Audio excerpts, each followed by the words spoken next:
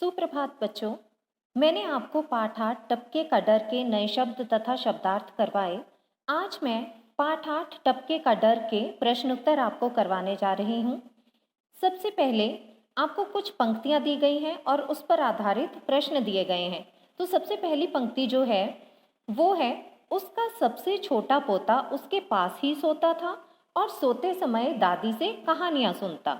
इस पर आधारित पहला प्रश्न है, दादी के पास कौन सोता था? तो आप सभी को मालूम है कि दादी के पास कौन सोता था? उनका सबसे छोटा पोता सोता था। इसका उत्तर आप लिखेंगे, दादी के पास उनका सबसे छोटा पोता सोता था। इसी पर आधारित दूसरा प्रश्न है, दादी पोते को कौन सी कहानियां सुनाती थी? उत्तर है, दादी पोते को राजा रानी तथा उनकी राजकुमारी की कहानियां सुनाती थी। इस पंक्ति पर आधारित तीसरा प्रश्न है, आपको कहानियां कौन सुनाता है? तो बच्चों, इस प्रश्न का उत्तर आप स्वयं लिखेंगे। आपको कौन कहानियां सुनाता है आपको ज़्यादा अच्छी तरह से मालूम है। नानी सुनाती हैं, दादी सुनाती हैं या मम्मा सुनाती हैं, तो आप उसी पर आधारित उत्तर लिखोगे।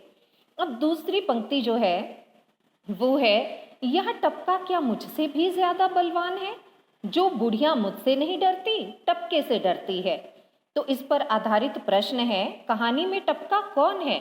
आप सभी को मालूम है कहानी में टपका कौन है? पानी की बूंदें। तो आप उत्तर लिखोगे, कहानी में टपका पानी की बूंदों को कहा गया है। इसी पर आधारित दूसरा प्रश्न है, टपके से सबसे ज्यादा कौन डरता था? सभी को मालूम है टपके से सबसे ज्यादा कौन डरता था? शेर। तो उत्तर बनेगा, टपके से सबसे ज्यादा शेर डरता था।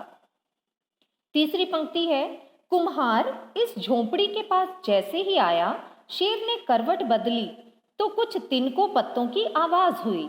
इस पर आधारित प्रश्न है, कुम्हार गधे की तलाश में किसके पास आया?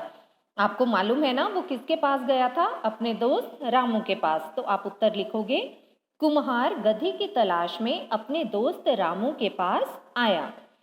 इस पंक्ति पर आधारित दूसरा प्रश्न है, कुम्हार ने तिनको पत्तों की आवाज सुनकर किसे 2 डंडे जड़ दिए और क्यों? उत्तर क्या है? कुम्हार ने तिनको पत्तों की आवाज सुनकर शेर को 2 डंडे जड़ दिए, क्योंकि उसे लगा कि वह उसका गधा है जो झाड़ियों में छिपकर बैठा है। तो बच्चों, ये थे आपके प्रश्न उत्तर। आज मैं इतने ही प्रश्न उत्तर आपको करवाऊंगी और आगे जो प्रश्न हैं वो अगली वीडियो में आपको भेजे जाएंगे। तो आप इन सभी प्रश्न उत्तरों को अपनी अपनी हिंदी की उत्तर पुस्तिका में लिखेंगे और याद करेंगे। धन्यवाद।